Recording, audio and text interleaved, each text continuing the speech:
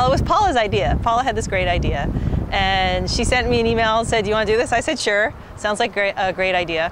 And I was thinking that my main contribution to the project had been simply to say, "Oh, let's put bibimbap on the box," and that was about it. But I realized that I got Bill roped into this project too. So I actually had a much larger contribution than I've been giving myself credit for. So Bill Fillios is a friend of my husband Jeff, and they're buddies, and they hang out and do stuff together. And Jeff came home one night and said, "Hey, did you know that Bill was an artist?" And I said, "No, I didn't." And that little piece of information got filed back in my brain. And then when Paula said that, "Oh, we're gonna do this project, but of course neither one of us are artists," I said, "Hey, I know an artist, and better yet, he lives in Ward 1. And we're still not really sure whether Bill's happy that we dragged him into this, but we're certainly glad. He did a great job.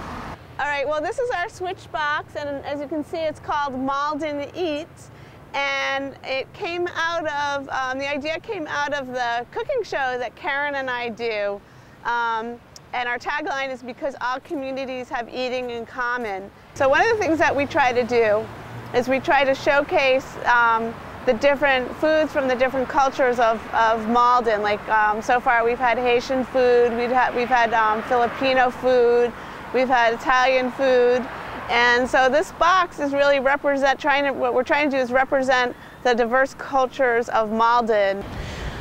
When we were deciding what types of food we wanted to put on the box, there were a couple of objectives that we had in mind.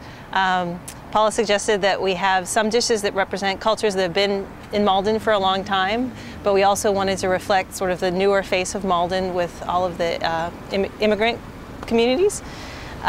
We also were trying to think of food that could be painted somewhat easily, and food that would just be very recognizable, so sort of iconic dishes from each culture.